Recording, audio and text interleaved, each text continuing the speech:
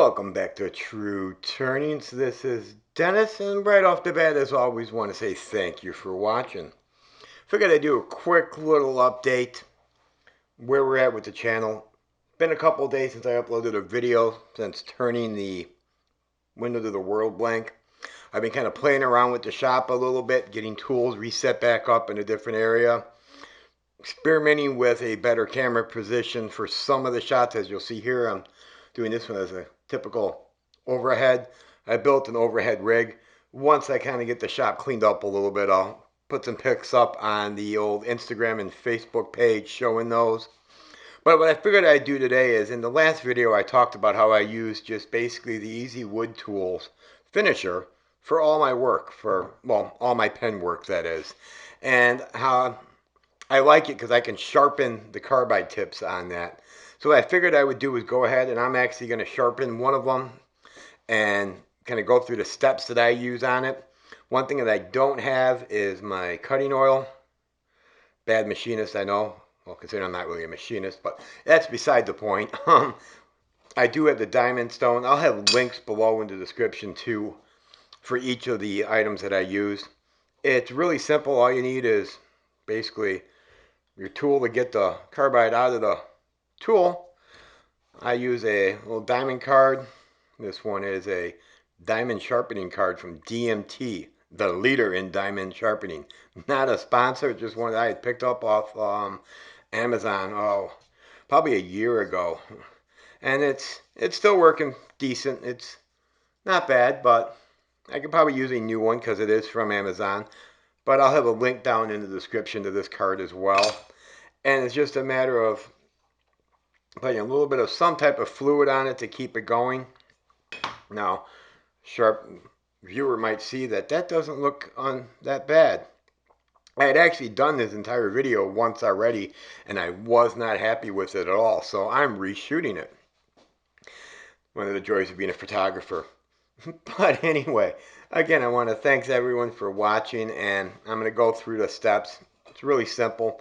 Like I said, David Troutman's got a great video on it. Chad Schremmel from over at Turner's Warehouse, he's got a great video on it as well. They're all down at SWAT right now. Very jealous of them. So what I'm going to do is, off camera, I've got a little blasting fluid, a little lubricant. I'm just going to get a little bit of oil on the card. A little bit on the card, a lot on me. That's not what I wanted. And a little bit more than I really wanted on here as well, but that's okay. And what you do is you take the carbide itself. You're just going to put it down on top, and with not a lot of pressure, just firm to keep it down on there. You're going to circular motions. And it only takes 15, 20, maybe 30 seconds. You really want to get into it. And now you can see it's starting to darken up just a little bit in that cutting oil. Kind of blasting away the dullness, so to speak. There we go. I'm going to pull it off. And I also did not bring out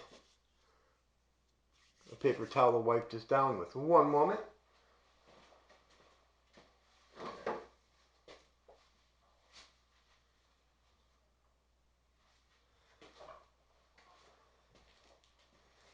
And of course, it figures the day that I'm going to film in the shop is the day I run out of my shop towels.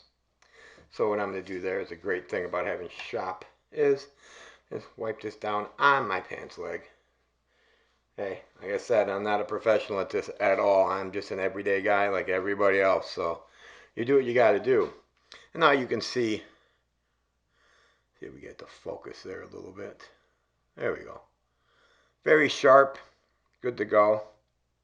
Now what I will end up doing, because now as the wording is no longer on that, can't really see when you rotate it, and I'm going to have to wipe it down a little bit more and clean that cutting oil off of it that I used. But I'll go back through then, and I would just put a small mark right on that cutting tool when I install it back on there. So that way you know where it's at when you want to loosen it, rotate it, and keep it sharp until you get all the way back around, and you do the process over again. So yeah, that's all there is to sharpening these tools. I really like them for that reason.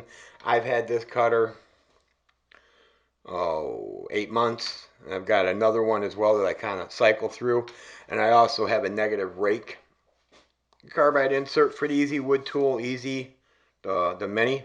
Not a sponsor. Wouldn't mind them being one in the future though. But I've got the negative rake as well, which I'll probably end up doing a video at some point, just for the heck of it, showing how well that one works doing it on when you're turning acrylics. It's a really great one. But this one works just as well too. And anybody just getting started, and especially pen turning, and you're wondering about how many tools you need to get and can I sharpen them? What do I got to do to sharpen them? I've never sharpened a tool before, and I need a grinder. I need, jigs, and it becomes a whole thing. As much as I've got my other tools, I've got the grinder I can sharpen. I've got a homemade jig for that. Once I started using just the carbide, from start to finish, one speed on the lathe, I use this for just about 99% of all my turning for pens. So if you're just starting out, you don't need a lot of tools for it. You can get by with one carbide tool. And as you can see, it's got some wear, like I said in the video. I use this one quite a bit. So with that, I'm going to call it a day for that. I've got some shop cleanup to do still. I'll get some pictures up of the shop layout, kind of the rig that I'm using for this overhead shot. Let me know how the audio sounds, how the video is, if anybody's got any complaints or suggestions, criticisms. I'm open to all of that because trying to make videos that you'd want to actually watch. I've got some CNC projects lined up. Lined up. Went back to the 80s there. I've got some CNC projects lined up that I'm going to be working through as well. Kind of a redesign of the picture in the window blank, just to give me a little bit of resin channels to pour into. So I'll go over that when I set up the CNC. That little 318 Saint Smart one is still working pretty well. I've got another video coming up of setting that back up again, and also still modifying the old Sony turntable, which is what this piece here is actually off of. It just goes on top of the turntable itself, and you'll see that coming up in some other videos as well as I work through that. And hopefully this audio is coming out decent. But again, I want to thank everyone for sticking with me so far. If you kind of want to see a little bit of comedy, listen to a person make a complete fool out of themselves while I'm trying to figure out how to do video, go ahead and hit that subscribe button down at the bottom. Cling that bell over on the side and stick around for the ride. If there's anything you want to see me turn or try to cut on the CNC, or any questions you've got just from a new person coming into it, shoot me a question. I'll do the best I can to answer. And if not, I'll find the information for you. As always, thanks for watching. Have a great afternoon, evening, or morning, depending on where you're at. Thank you.